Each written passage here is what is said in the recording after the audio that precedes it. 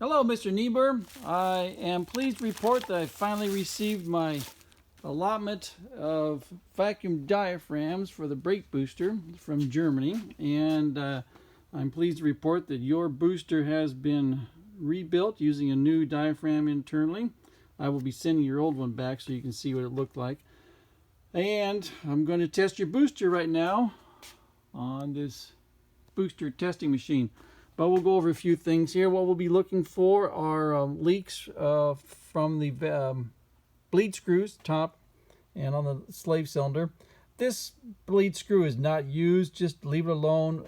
When bleeding the brakes, what you want to do is bleed the booster first, and then go to your right rear, your left rear, your right front, and your left front, and then come back and bleed the booster last, and that should take care of the bleeding process. You may need to make another lap around the vehicle, but that's the bleeding process.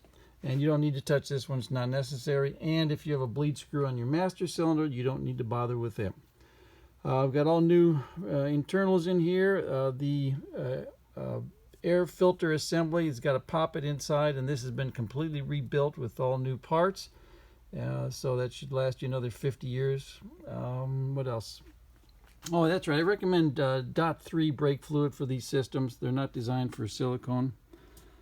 So what we're going to do is test your booster with .3 brake fluid. So when you take it out of the box and remove the caps, the transport caps, plugs that I'll have in here, watch out for drips when you're installing it in your car.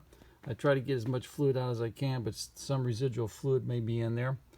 And we've got these, I got your vacuum, I've got vacuum hooked up here, and a vacuum test port right here on top of the booster.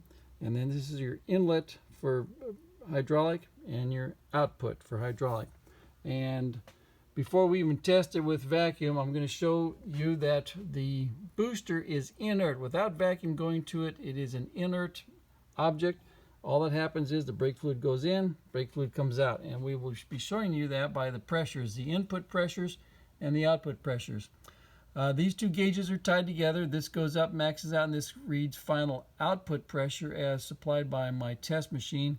Input pressure, and then this shows output pressure. So these two gauges tied together. This gauge goes up, maxes out, and this one reads final output pressure as supplied by the booster.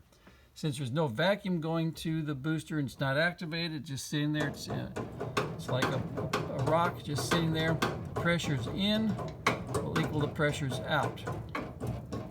And this also gives me a chance to make sure my gauges are reading identically. So as you can see, you got 350 in, 350 out, 350 out. Without any vacuum, the booster is inert. Before we do that, these two gauges are going to go up and read vacuum as supplied by my test machine, and then as the booster is activated, this gauge is going to go down to 0. The closer it gets to 0, the more the booster's on, and then when it reaches 0, the booster is fully activated, fully engaged. Now wait for pressure to build up.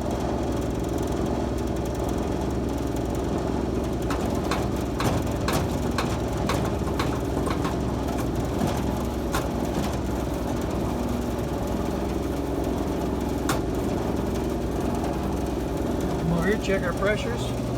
350 in, 350, and 900 psi, at least almost 900 psi out.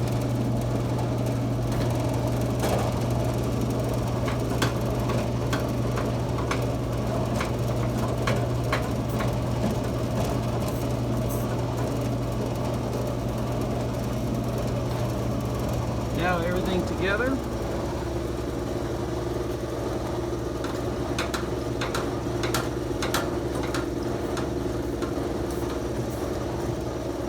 While we're under pressure, we check for leaks. No leaks. No leaks. If there's going to be a leak, it would be in here where at this point where the jam nut secures the slave cylinder to the booster.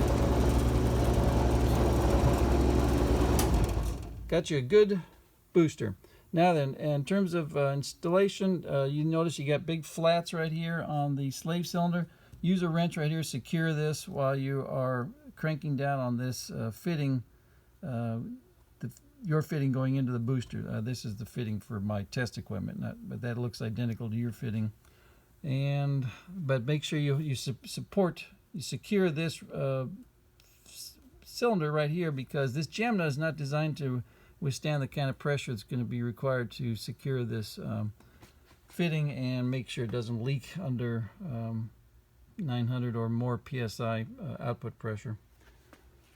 And this test port right here is one that you can use when the booster's in the car and functioning. You can just hook up a vacuum gauge and press on the brakes, and you can watch the vacuum gauge go to 0 the more the brakes are engaged. And just have this little cap screw right there that you pull out. Anyway, thank you for sending it to me. I apologize for it taking so long to get done, but we finally have a good product for you. Thank you very much.